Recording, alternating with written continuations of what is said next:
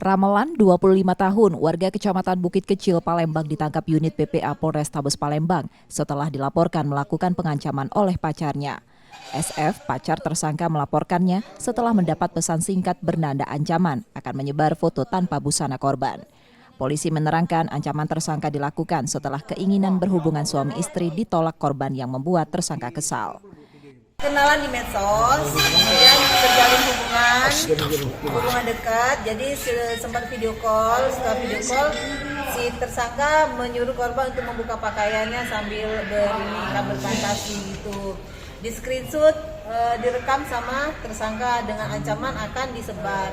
Jadi tersangka ini mengancam akan menyebar dan mengajak korban untuk melakukan hubungan. Setelah sampai di suatu tempat di TKP, si korban dicabuli dengan cara ditelanjangi hingga memakai pakaian dalam dan akan disetubuhi. Tapi si korban menolak dan melakukan perlawanan. Karena perbuatannya, tersangka terancam hukuman 9 tahun penjara.